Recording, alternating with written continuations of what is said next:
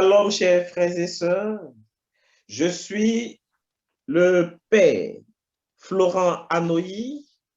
De nom religieux, je suis le frère Benoît-Marie, membre de la communauté Mère du Divin Amour, et depuis 3 ans, je suis en service dans le diocèse de Pontoise, précisément sur les groupements de Persan et de Beaumont sur Oise. Voilà. Et pour cette soirée, je suis heureux de vous retrouver, chers frères et sœurs, pour marcher ensemble vers ce que le Seigneur veut nous communiquer. Ce soir, chers frères et sœurs, je voudrais tout simplement partager avec nous une réalité de la grâce de Dieu. Je voudrais partager avec chacun d'entre nous une réalité que Dieu veut communiquer à chacun de ses enfants.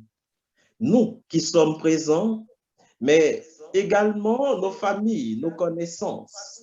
Dieu veut communiquer une grâce à chacun d'entre nous afin que nous puissions être pleinement épanouis dans notre vie de chrétien, afin que nous puissions être pleinement épanouis en tant que disciples du Christ, afin que nous puissions être épanouis dans notre marche à la suite du Christ. Et le thème qui m'a été proposé de partager avec nous, conversion et guérison intérieure. Il s'agit donc, chers frères et sœurs, de partager sur la réalité de la blessure intérieure et de la guérison intérieure. Nous savons, chers frères et sœurs, qu'en tant que disciples du Christ, nous devons avoir une vie toute offerte à Dieu. En tant que témoins du Christ, nous devons avoir une vie consacrée au Seigneur, une vie donnée au Seigneur, afin que nous soyons, comme nous le rappelle Saint Paul dans sa 2e lettre à Timothée, le chapitre 2, le verset 20, que nous puissions être ce vase d'honneur, ce vase noble, ce vase utile entre les mains de notre Dieu. Je voudrais nous inviter à prendre la parole de Dieu. Isaïe, le chapitre 61, le verset 1. Isaïe, chapitre 61, le verset 1. L'Esprit du Seigneur Yahvé est sur moi, car Yahvé m'a donné l'onction. Il m'a envoyé porter la bonne nouvelle aux pauvres, panser les cœurs meurtris, annoncer aux captifs la libération et aux prisonniers la délivrance. Amen. Amen. Chers frères et sœurs, lorsque nous entendons une telle parole qui a été reprise en quelque sorte par notre Seigneur Jésus-Christ en Luc le chapitre 4, le verset 18, mais lorsque nous entendons une telle parole, nous pouvons déjà nous poser une question. Qu'est-ce que la blessure intérieure? Qu'est-ce qu'une blessure intérieure? Si nous parlons de blessure intérieure, c'est parce qu'il existe une autre sorte de blessure. La blessure que nous connaissons couramment, la blessure qui affecte, je dirais, une partie de notre corps physique, la blessure qui est visible à nos yeux. Et à ce genre de blessure, chers frères et sœurs, nous pouvons appliquer toutes sortes de traitements, comme la médecine nous invite, la bétadine, l'alcool pour désinfecter, les pommades pénicilline, et tout ce que nous pouvons imaginer, les pansements, tout ce que nous pouvons imaginer pour guérir cette blessure. Mais lorsque nous parlons de blessure intérieure, cela est d'un autre registre. Car dans le registre de la blessure intérieure, nous savons que nous ne pouvons pas mettre la bétadine sur une blessure intérieure. La blessure intérieure est ce qui affecte notre âme. La blessure intérieure est-ce qui affecte nos émotions? La blessure intérieure, est-ce qui affecte notre sensibilité et notre affectivité? Une blessure intérieure est donc ce qui nous touche à l'intérieur, ce qui nous touche au-dedans de nous, ce qui nous fragilise en quelque sorte à l'intérieur de notre être. Nous avons l'exemple d'une parole blessante, nous avons l'exemple d'une offense, d'une frustration, d'une trahison. Et lorsque nous subissons une offense, une parole blessante, qu'est-ce que cela va produire en nous? En effet, chers frères et sœurs, cela va produire en nous une paralysie. Mais une paralysie de quoi?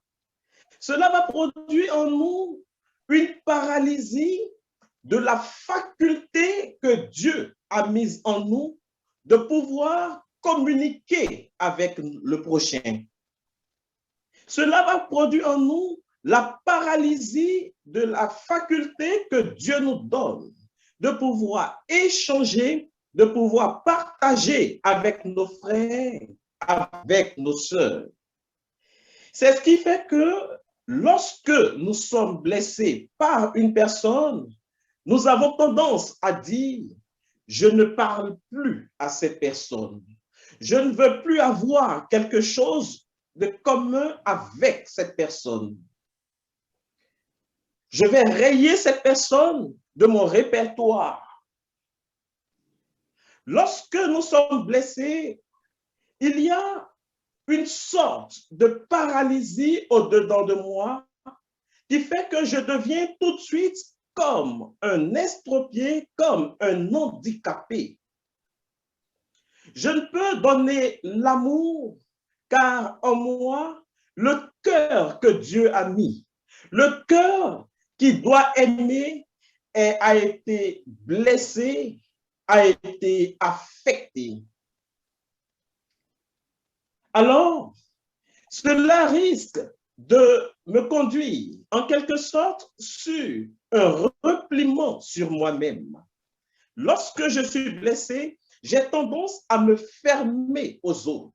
J'ai tendance à me couper des autres.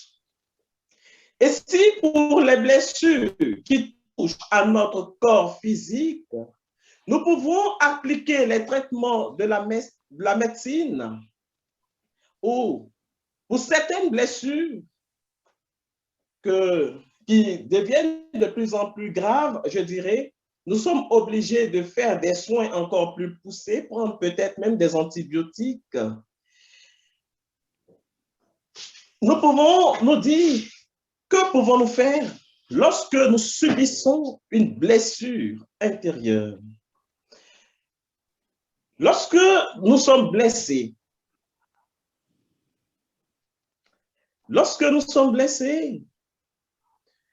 nous nous comportons comme de grands malades. À ces blessures au-dedans de nous, puisqu'on ne peut appliquer un traitement extérieur, un traitement que nous propose la médecine, cela peut produire en nous une infection. Tout comme une blessure sur notre corps physique, si nous ne traitons pas la blessure, normalement, cela peut s'infecter. Si nous ne traitons pas la blessure intérieure, nous allons produire une infection. Alors, quelle est l'infection produite par la blessure intérieure? Et l'apôtre Paul nous aide à comprendre cela. Lorsque nous prenons la lettre de Saint Paul aux Éphésiens, Éphésiens, le chapitre 4, le verset 31, il nous dit, aigreur, emportement, colère, clameur, outrage, Tout cela doit être extirpé de chez vous avec la malice sous toutes ses formes. Je reprends. Aigreur, emportement, colère, clameur, outrage. Tout cela doit être extirpé de chez vous avec la malice sous toutes ses formes. Voilà, chers frères et sœurs, l'affection.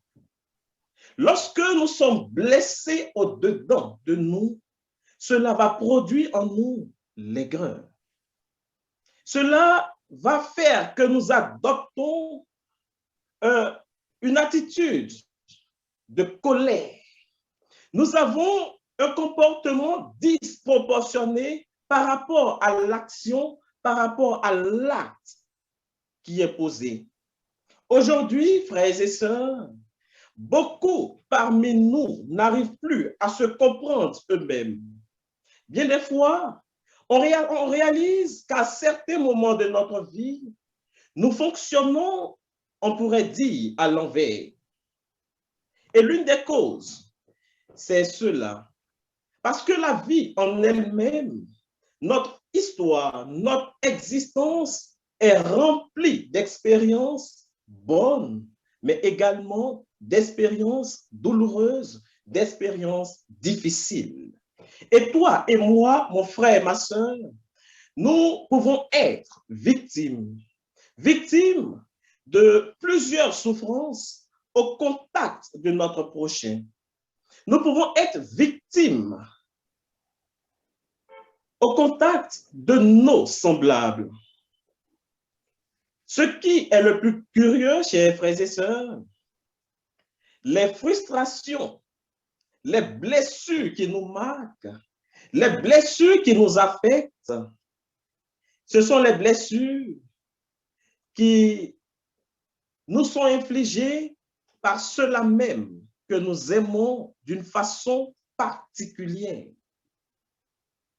Ces personnes qui ont du prix à nos yeux, ces personnes que nous portons d'une façon particulière dans notre cœur, dans nos pensées, lorsque ces personnes adoptent envers nous une attitude, je dirais, déplacée, cela nous marque, cela nous frustre, cela nous blesse. C'est pourquoi, quand nous voyons deux personnes, quand nous voyons deux êtres qui s'aiment, et quand l'une de ces personnes est blessée par l'autre, le blessé est déformé dans sa réponse à l'amour. Celui qui est blessé n'arrive plus à rendre l'amour, n'arrive plus à transmettre l'amour parce que cette faculté que Dieu a mise en nous a été déformée. Et chaque blessure non guérie aura tendance à générer en nous des germes négatifs. Chaque blessure non guérie va produire en nous des germes négatifs. Des germes négatifs sur notre propre personne. Des germes négatifs sur la personne des autres. Des germes négatifs sur la personne de Dieu.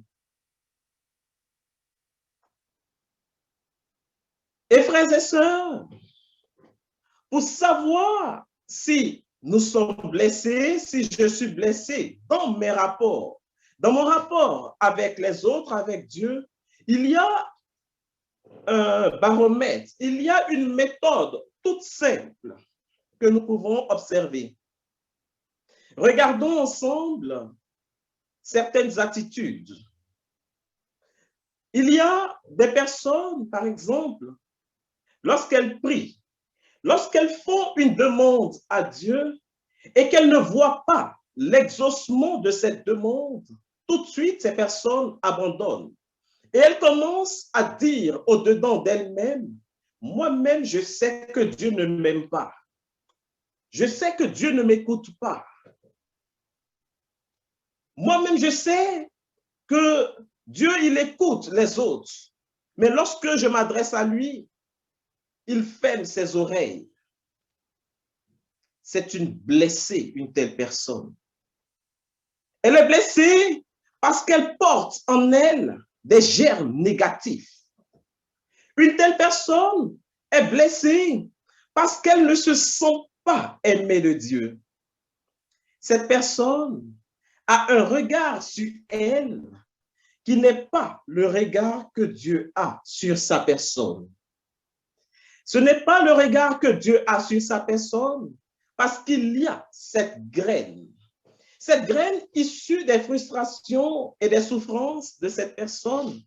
Il y a cette graine issue de toutes ces blessures intérieures qui a commencé à germer et à produire un fruit négatif. Alors, cette personne va avoir un comportement déplacé. Cette personne va avoir, on pourrait dire en griffe, un comportement pervers. Et cela va affecter ses réactions envers les personnes et envers les circonstances. C'est ce qui fait que lorsque nous sommes blessés, nous sommes déformés. Nous pouvons également trouver des personnes qui, pour un rien, développent une peur de la foule, par exemple. Mais lorsque nous regardons de plus près, lorsque nous entrons dans l'histoire de cette personne, nous verrons certainement qu'une telle personne a été humiliée peut-être dans son enfance. Une telle personne a été ridiculisée. Les gens ont ri d'elle. Les gens se sont moqués de cette personne. Alors, cette personne va se retrouver bloquée. Cette personne va se trouver affectée et elle va grandir avec une telle infection. Et il en est de même dans nos rapports avec nos proches, nos parents, nos enfants. Un enfant, je donne l'exemple d'un enfant, par exemple, qui est né dans une famille où on pourrait dire, excusez-moi, le père est irresponsable et que la mère passe tout son temps à insulter le père en son absence et à le critiquer en présence des enfants. Mais ces enfants-là seront déformés. Ils seront déformés car le Père, qui est la révélation de Dieu au milieu de nous, par son irresponsabilité, non seulement va blesser le cœur de ses enfants, mais les enfants, à leur tour, auront du mal à vivre une relation droite avec Dieu, auront du mal à vivre une relation juste avec Dieu. Un jour, on me racontait, on me présentait une situation. Des frères étaient en prière et à un moment donné de la prière, il fallait réciter l'oraison dominicale, la prière du Notre Père. Alors, une personne dans l'assemblée a dit non, je ne peux pas dire Notre Père. Je ne peux pas dire Notre Père parce que mon Père ne m'a pas aimé. Je ne peux pas dire Notre Père. Je n'ai pas connu cet amour. Parce que frustré, parce que blessé, l'image de ce Dieu qui est Père est défigurée au-dedans de cette personne. C'est pourquoi, mes frères et mes sœurs, nous avons besoin, tous, nous avons besoin d'être guéris. Nous avons besoin d'être guéris car il existe beaucoup de blessures de la vie. Et je voudrais tout simplement énumérer quelques blessures. Il y en a tellement que nous ne pouvons pas tout énumérer ce soir. Une personne peut souffrir des blessures liées au rejet, les blessures du rejet. Alors, comment cette personne va se comporter? Une telle personne pense et elle se dit au-dedans d'elle-même, personne ne s'intéresse à moi. Personne ne se soucie de moi. Personne ne se préoccupe de mes besoins. On m'a dit des paroles blessantes. On m'a dit des paroles frustrantes. On m'a causé beaucoup de tort. On m'a fait beaucoup de mal. Et vous constaterez, chers frères et sœurs, qu'une telle personne aura tendance à se replier sur elle-même. Une telle personne aura tendance à se fermer aux autres. Il y a les blessures liées à l'injustice. J'ai été victime d'un mauvais traitement dans ma famille, dans mon entreprise, dans mon lieu de vie, dans ma société, sur le plan professionnel. On me racontait l'histoire d'une dame. Elle était collaboratrice d'un directeur de société. Et dans l'organisation de la structure, lorsque le directeur devait partir, c'est elle qui devait remplacer. Mais voilà qu'avant que ce directeur ne parte, l'entreprise a fait venir une autre personne. Et cette dame a eu la responsabilité de former cette dernière dans le travail, l'aider à connaître les rouages de l'entreprise.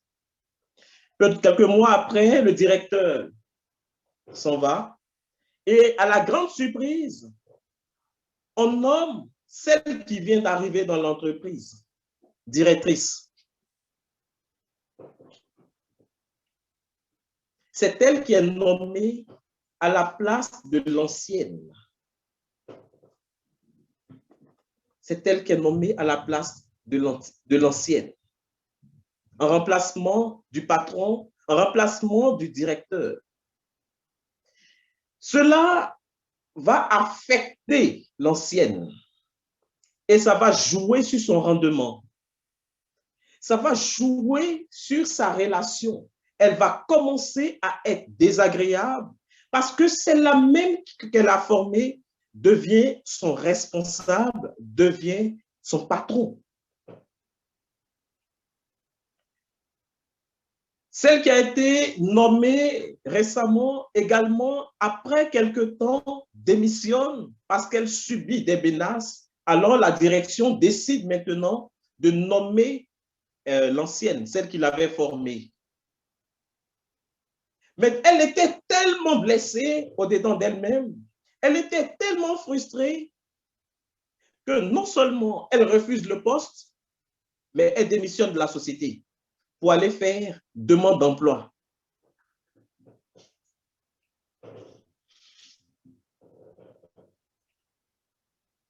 Lorsque nous voyons une telle situation, chers frères et sœurs, on pourrait se dire, mais il y a quelque chose de pas normal. Il y a quelque chose de bizarre. on dit, viens prendre la place, viens prendre la direction. Tu dis non, je ne veux pas, je démissionne. Et je vais faire des demandes d'emploi. Je vais faire des demandes d'emploi. Voyez, chers frères et sœurs, jusqu'où la blessure intérieure peut aller. Il y a une autre forme de blessure, les blessures liées à l'insécurité. Les blessures liées à l'insécurité. Une telle personne, la personne est dans un environnement où elle se sent violentée, où elle se sent battue, où elle se sent agressée de façon verbale, par exemple. Ce qui fait qu'une telle personne se dispose en elle-même à s'attendre au pire. Lorsque vous êtes en face d'une telle personne, tu lui dis, bon, passe me voir, viens me voir, elle s'attend à ce que tu lui annonces quelque chose de grave, quelque chose de négatif.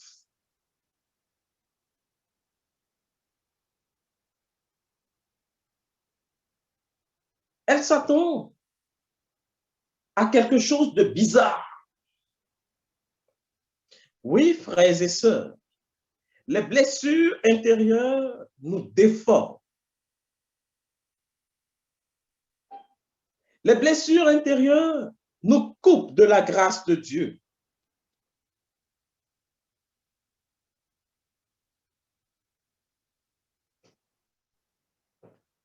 Et il y a certaines personnes qui se plaisent dans cette situation, alors que ces personnes sont blessées. Moi-même, je suis comme ça. C'est mon habitude. Tout le monde me connaît comme ça. Tout le monde sait que je suis comme ça. Mais si tu dis, si tu tiens un tel langage, c'est parce que tu es souffrant, tu es souffrante. C'est parce que tu es malade et que tu as besoin de passer chez le médecin. Tu as besoin d'une consultation spirituelle. Tu as besoin d'aller voir Dieu.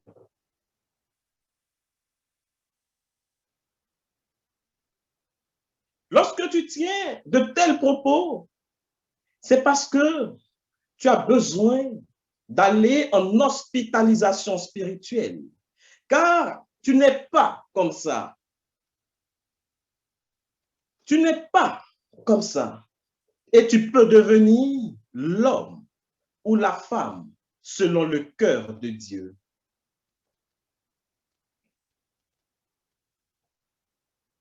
Quand nous sommes blessés, chers frères et sœurs, nous aimons nous réfugier.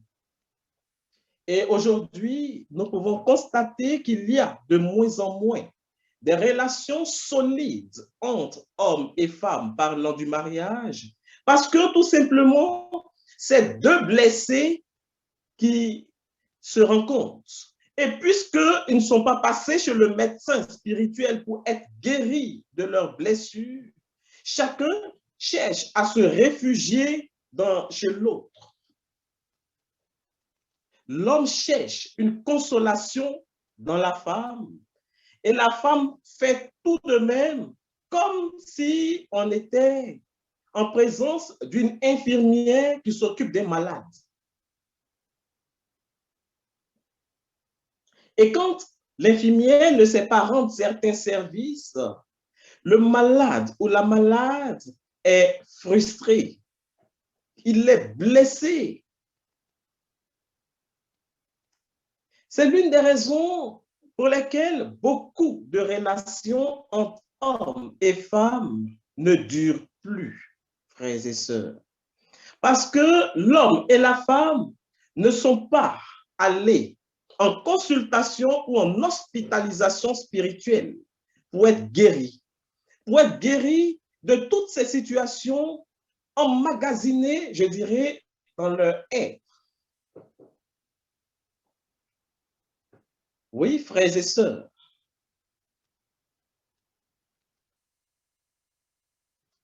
La vie à deux, ou la vie dans un groupe, dans une structure, que ce soit une structure d'église, une structure sociale, elle n'est pas évidente, elle n'est pas facile.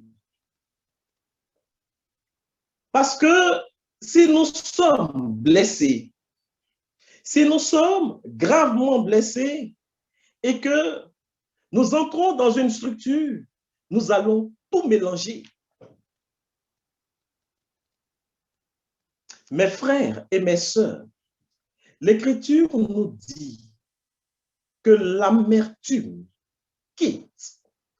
C'est ce que Saint Paul nous disait tout à l'heure dans sa lettre aux Éphésiens, le chapitre 4, que l'amertume quitte, que tout cela soit extirpé. Le germe négatif se manifeste quand tu es amer, quand tu es négatif. Et ce qui soutient l'amertume, c'est la frustration. Or, frères et sœurs, chacun d'entre nous, nous avons été au moins une fois dans notre vie frustrés. C'est pourquoi toi et moi, nous avons besoin de nous livrer au Seigneur. Nous avons besoin de nous livrer à Dieu. Nous avons besoin de nous livrer au médecin céleste. Lorsque Dieu nous dit dans sa parole, offre-toi à moi, c'est pour ton propre bien. C'est pour ton propre bien. Malheureusement, lorsque nous nous présentons devant le Seigneur, nous faisons, je retiens, Seigneur, en ce qui concerne tel domaine de ma vie, tu peux toucher. Mais tel autre domaine, il faut laisser cela. Cela ne relève pas de tes compétences. Tel domaine de ma vie, tu peux toucher. Mais cet aspect de mon histoire, je ne veux pas que tu y acceptes. C'est pourquoi, frères et sœurs, notre relation avec Dieu est bizarre. Notre relation avec Dieu n'est pas sincère. Certaines personnes, lorsqu'elles commencent à prier, l'ennemi leur dit, tu es sûr que Dieu t'écoute? Est-ce que tu es sûr que Dieu t'écoute? Et tout de suite, ces personnes arrêtent de prier. Ces personnes arrêtent de prier. Et une telle attitude, frères et sœurs, une attitude montre que dans la relation avec les parents, il y a certainement eu des oppositions, des blocages. Alors tu te dis, Dieu ne va pas entendre ma prière. Dieu ne va pas m'écouter.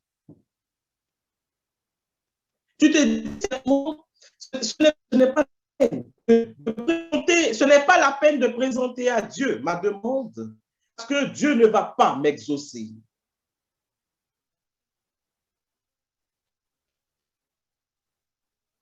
Et ce sont des personnes qui envient la situation des autres. Lorsque tu te trouves dans une telle attitude, mon frère, ma soeur, tu as besoin de passer chez le médecin. Tu as besoin d'être visité par Dieu. Tu as besoin que Dieu te guérisse. Amen. Il y a les blessures. Il y a les blessures enfouies en chacun d'entre nous. Et tous, nous en avons, chers frères et sœurs. Ces blessures émotionnelles non guéries ne sont pas mortes. elles sont bien vivantes. Il y a des blessures que nous-mêmes, nous avons enfouies dans notre subconscient, dans ce lieu le plus secret de notre existence. Et quelquefois, nous appliquons à ces blessures le pansement, le sparadrap de l'oubli. Nous nous disons, telle situation, oh, c'est le passé, j'ai laissé tomber, j'ai oublié cela, c'était l'histoire. C'était l'histoire. Mon frère, ma soeur, tu n'as rien oublié. Le jour, une telle situation va se reproduire, tu vas te rappeler, ça va ressortir. Tu n'as rien oublié. C'est comme une plaie que nous avons sur une partie de notre corps. Et au lieu de soigner la plaie, nous laissons la croûte venir fermer. Mais en fait, quand tu vois au-dessus, tu vois une sorte de cicatrice, mais à l'intérieur, le mal est présent. À l'intérieur, il y a du pu. Tant que tu ne passes pas dans les mains du médecin céleste, quand le souvenir de la frustration rejaillira, cela va te faire mal. Et tu auras une réaction disproportionnée par rapport à l'acte qui vient d'être posé. C'est pourquoi c'est ce qui fait que, chers frères et sœurs, lorsque nous avons été blessés par quelqu'un dans le passé et que nous nous disons non, on a oublié, et que nous voyons cette même personne poser un acte semblable ou poser un acte envers une autre personne, nous commençons à nous énerver. Notre cœur commence à s'enfler. Nous commençons à adopter une attitude d'énervement vis-à-vis de cette personne, mais tout simplement parce que le démon a eu le temps d'aller s'asseoir dans la plaie. Mon frère, ma soeur, ce n'est pas le Saint-Esprit qui t'a dit d'oublier. Tu as laissé la capacité, la possibilité au mauvais d'accéder à ta vie.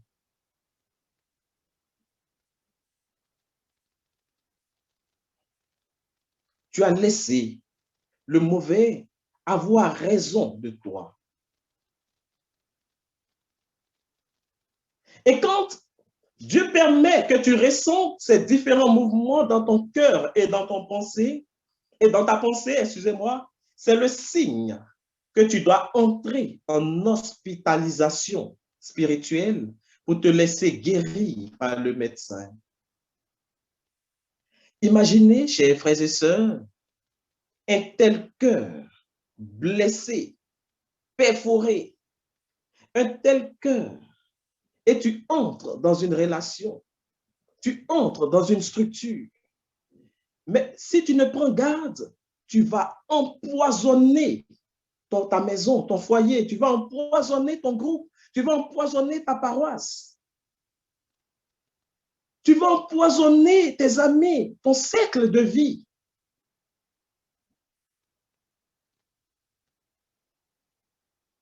Si tu es une femme et tu es tel que, mais tu as besoin de passer chez le médecin.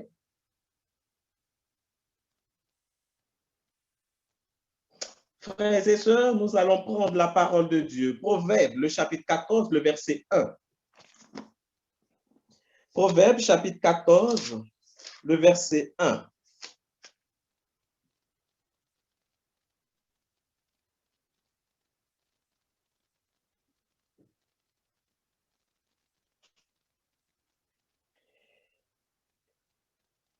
La sagesse bâtit sa maison de sa main, la folie la renverse. Je suis en train de regarder une autre version.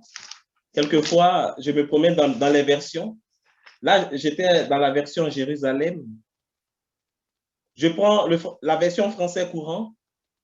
Une femme pleine de sagesse assure la solidité d'un foyer, mais une femme sotte le détruit de ses propres mains. C'est la parole de Dieu.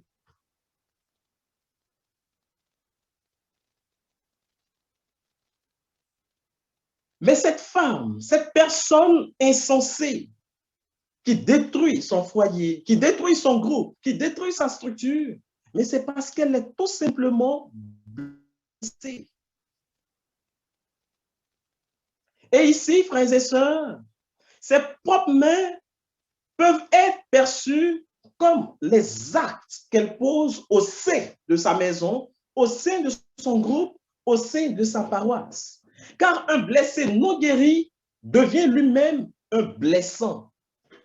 Lorsque tu es un blessé non guéri, tu deviens l'instrument que l'ennemi utilise pour blesser les autres. Aujourd'hui, des personnes qui tiennent un langage méchant, un langage insolent, c'est parce que ces personnes elles-mêmes ont été blessées, ont connu des frustrations. Et ces personnes se sont construites une personnalité au travers de ce langage négatif, ce langage frustrant, ce langage blessant. Jusqu'à ce qu'on entende quelquefois, il faut faire attention. Ne vous approchez pas de cette personne parce qu'elle ne sait pas s'adresser aux autres. Elle ne sait pas parler. Ou bien, lorsque nous partons prendre conseil auprès d'une telle personne, au lieu de chercher à apaiser, à réconcilier, une telle personne va te donner des stratégies pour que tu puisses faire le mal. Si tu lui parlais négativement, si tu lui parlais mal, il allait savoir que toi aussi, tu es quelqu'un. Mais quand tu t'en vas prendre un conseil chez une telle personne, c'est parce que toi-même, la personne, ton conseiller, est plus blessée que toi. La personne est malade. Car Saint Paul nous rappelle dans sa lettre aux Éphésiens, le chapitre 4, le verset 29, que ne sorte de votre bouche aucune parole mauvaise. Éphésiens 4, verset 29, que ne sorte de votre bouche aucune parole mauvaise. Moi-même, je suis bêteau. Moi-même, je suis idiot. Comment on peut attirer, ça, on ne peut pas appeler ça bénédiction, comment on peut attirer des gemmes aussi négatives sur sa propre personne? Et Saint Paul continue en Éphésiens, le chapitre 5, le verset 4, qu'on n'entende ni paroles grossières, ni propos insensés ou équivoques, choses qui sont contraires à la bienséance. Frères et sœurs, on comprend en quelque sorte le fondement de la grossièreté. On comprend que le fondement de la grossièreté est une frustration.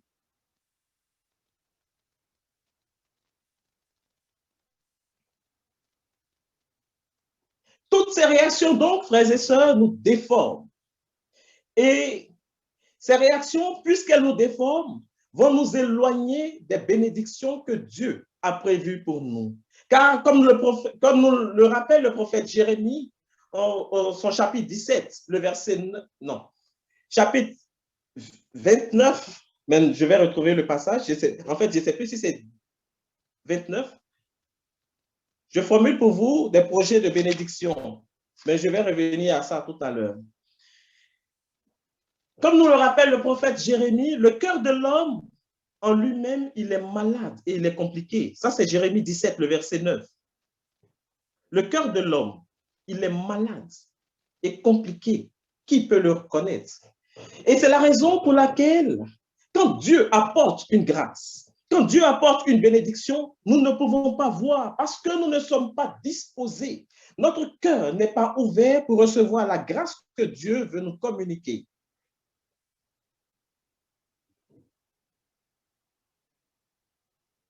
Frères et sœurs, lorsque nous voyons tout cela,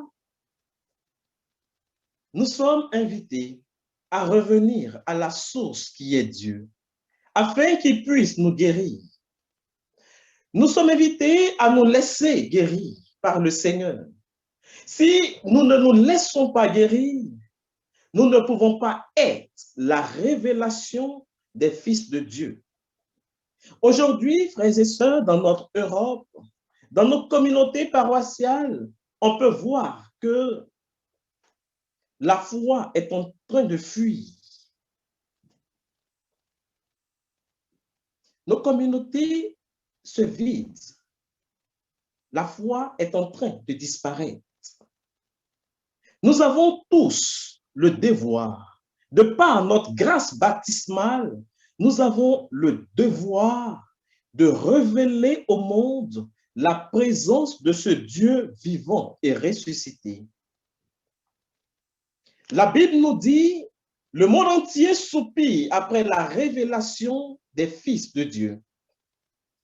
C'est quand toi, tu vas révéler Dieu. C'est quand toi, tu vas montrer à la face du monde que Dieu est vivant, que Dieu est ressuscité, il est vrai et qu'il aime tout homme, alors que le monde entier va pouvoir se convertir. Mais si nous-mêmes, en tant que chrétiens, en tant que disciples du Christ, nous ne nous laissons pas guérir, nous avons un cœur enflé, un cœur gros, alors qui est-ce que nous allons révéler? Qui est-ce que nous allons révéler?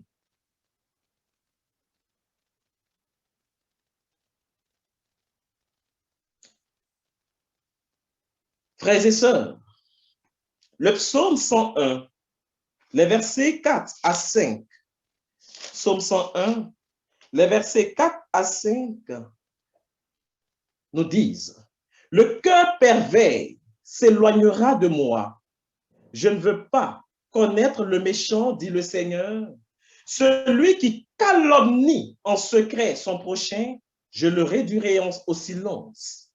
Celui qui a des regards hautés et un cœur enflé, je ne le supporterai pas. » Malheureusement, c'est ce cœur malade qu'on a toujours voulu garder. Parce qu'on se dit, comme ça, les autres sauront qui je suis. Mais en fait, tu n'es rien sans Dieu.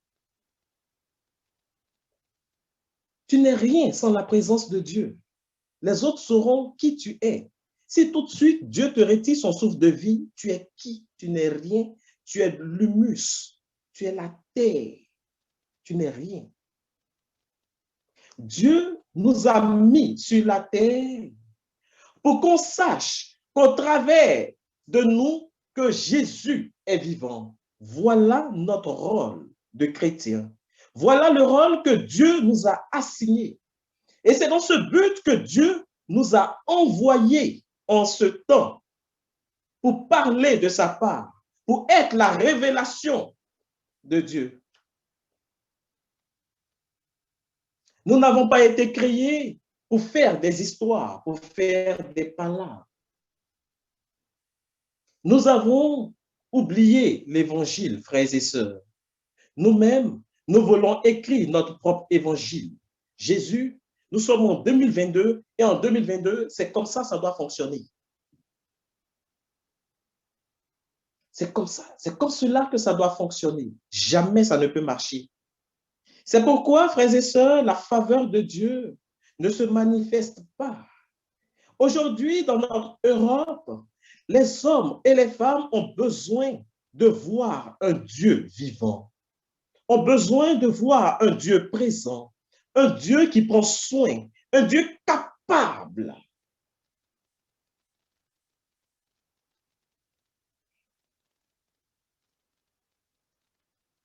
Amen. Je vois que le temps est en train de fuir. Et donc, lorsque nous voyons de telles pensées, nous ne pouvons produire les fruits les fruits d'une véritable conversion. Le thème, c'est conversion et guérison intérieure, mais si nous ne sommes pas guéris, il sera difficile pour nous de pouvoir manifester les fruits de la conversion. Voilà pourquoi nous pouvons nous demander comment pouvons-nous être guéris. La première attitude, c'est de savoir que nous sommes blessés. C'est de savoir que nous sommes blessés. Si nous refusons de voir et de nous rendre compte que nous-mêmes, nous sommes blessés, alors tu ne peux pas être guéri. Quelqu'un qui a une plaie sur lui, on lui dit c'est une plaie, il dit non, ce n'est pas une plaie. Nous devons reconnaître que nous sommes blessés. Nous devons reconnaître que nous avons besoin d'être guéris. Guéris par rapport à nous-mêmes, guéris par rapport à Dieu, guéris par rapport aux autres. Et cela passe par une réconciliation. Réconciliation avec notre propre personne, réconciliation avec Dieu, réconciliation avec le prochain. Saint Paul nous dit dans sa deuxième lettre aux Corinthiens, le chapitre 5, les versets 19 à 20, je vous en supplie, laissez-vous réconcilier avec Dieu. Laissez-vous réconcilier avec Dieu.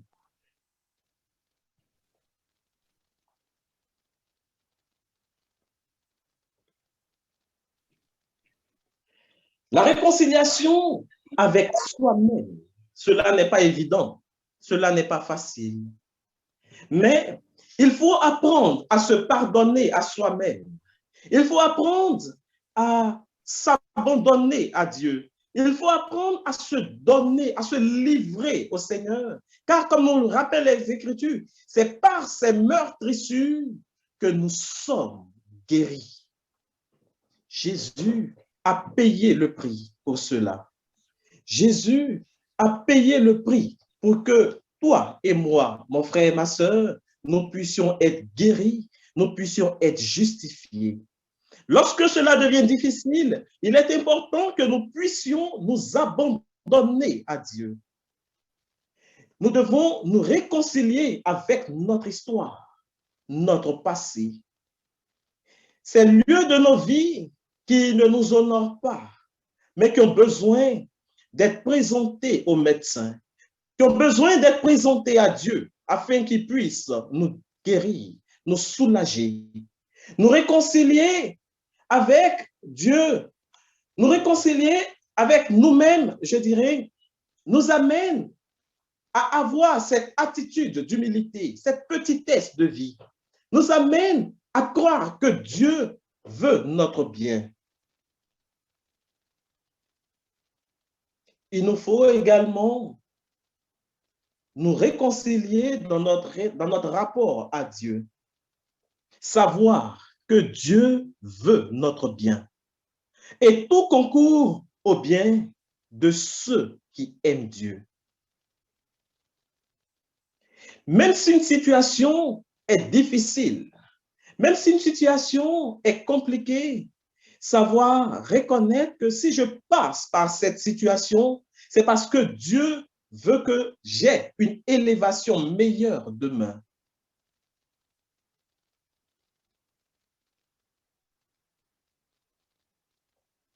Alors, nous devons apprendre à dire oui.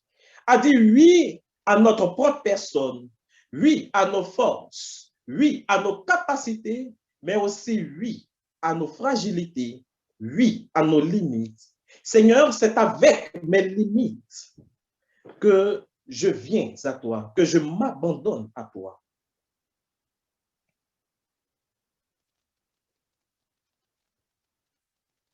Nous devons savoir demander pardon aux autres, se réconcilier avec les autres, signe de grandeur.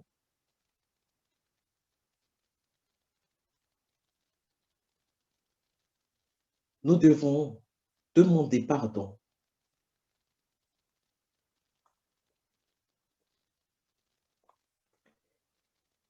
Oui, mes frères, mes sœurs,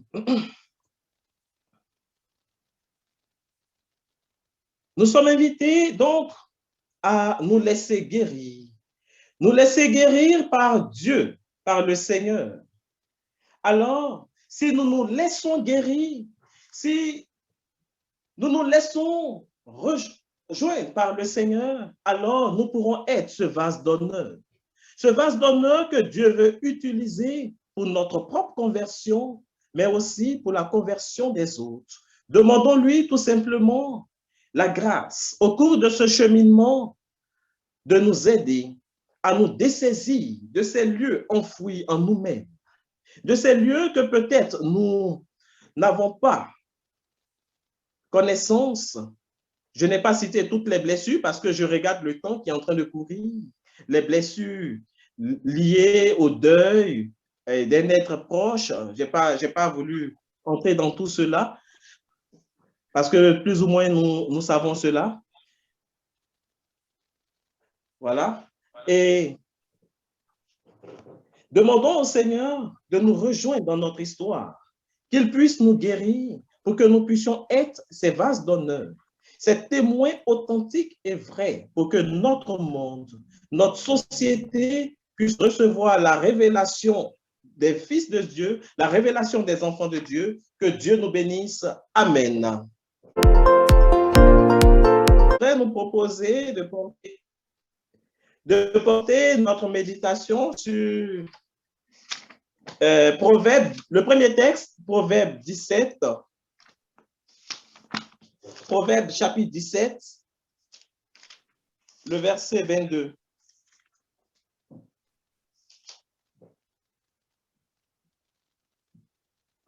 Le cœur joyeux améliore la santé, esprit déprimé dessèche les eaux. Texte 2 Corinthiens 5, les versets 18 à 21.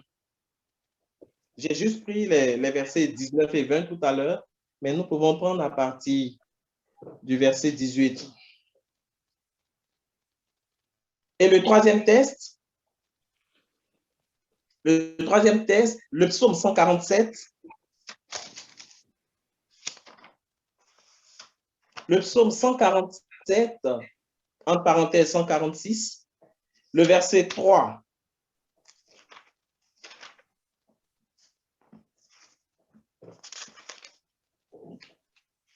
Psaume 147, le verset 3.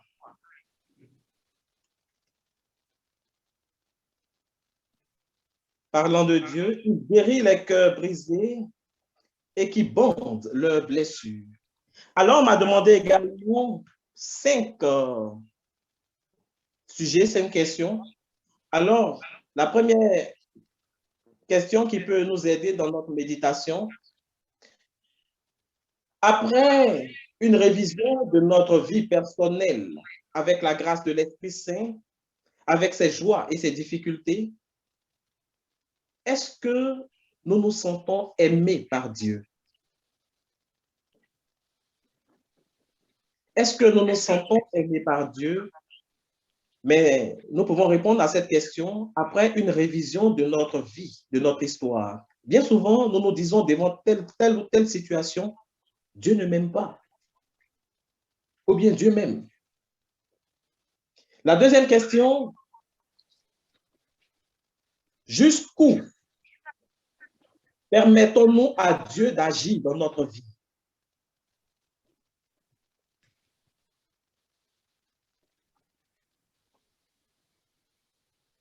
Jusqu'où permettons-nous à Dieu d'agir dans notre vie? La troisième question, suis-je réconcilié avec moi-même?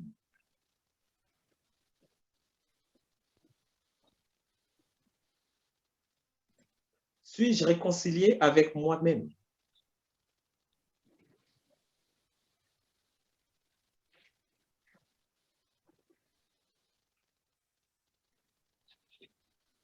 La quatrième question, comment est-ce que je me présente devant Dieu?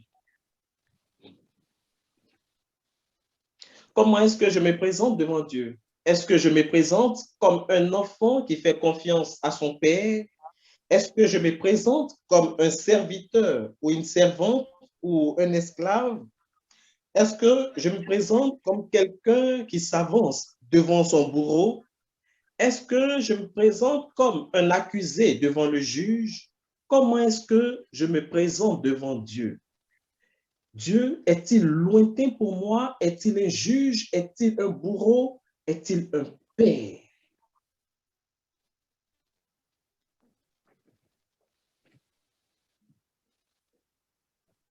Et la question qui nous aide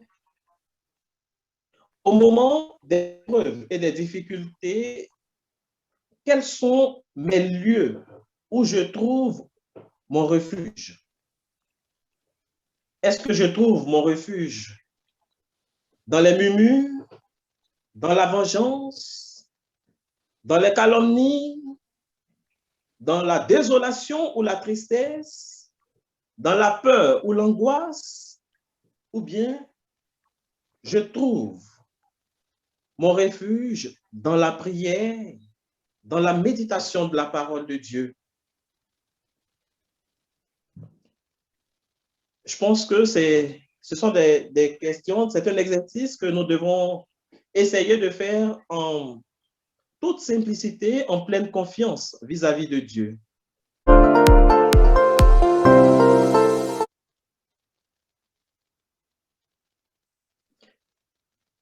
Seigneur notre Dieu et notre Père,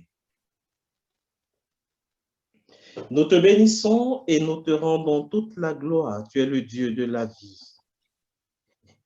C'est toi qui nous as fait à ton image et à ta ressemblance. Et c'est toi, Seigneur, qui connais les lieux de notre histoire, les lieux de notre vie. Tu sais, Seigneur, par quelle voie, par quel chemin nous sommes passés. Nous te supplions, Seigneur, de répondre, Seigneur, sur nous la faveur de ton Esprit Saint. De répondre, Seigneur, sur nous la grâce de ton Esprit pour toucher et pour guérir notre histoire. Seigneur, regarde ces lieux de nos vies qui ont besoin d'une restauration, qui ont besoin d'une guérison. Seigneur, fort de ta parole, toi qui as payé le prix de notre salut, Jésus-Christ, nous voulons te soumettre nos vies. Envoie sur nous l'onction de ton esprit. Envoie sur nous la puissance de ton esprit. Que ton esprit visite, Seigneur, nos cœurs, notre histoire. Ces lieux que nous n'imaginons pas, ces lieux de notre enfance. Seigneur, que ta main puissante agisse afin d'extirper toute infection, tout mal, afin d'extirper toute plaie, Seigneur notre Dieu. Que la puissance de ta guérison, Seigneur, touche le cœur de toutes ces personnes, Seigneur, qui ont traversé des moments douloureux.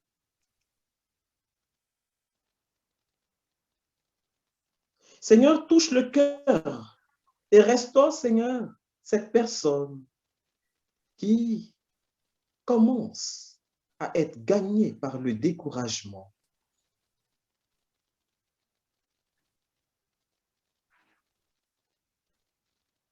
Seigneur, viens rallumer, Seigneur, le feu en elle.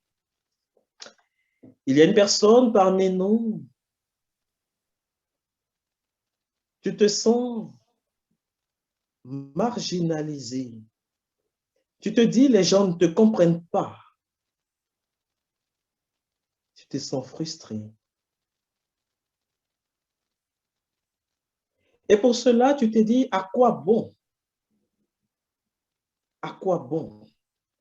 Ce soir, le Seigneur te rejoint. Il vient pour te guérir. Il vient pour te soulager. Seigneur, merci pour ton œuvre de restauration. Seigneur, regarde toutes ces personnes qui ont été marquées dans leur enfance. Touche les vies. Touche les vies et guéris les enfants. Guéris tes enfants de toute forme de blessure.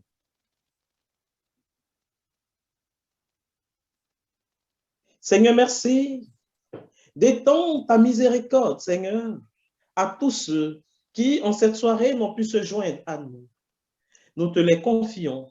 Et c'est avec la prière de notre Mère du ciel que nous voulons achever. Je vous salue Marie, pleine de grâce.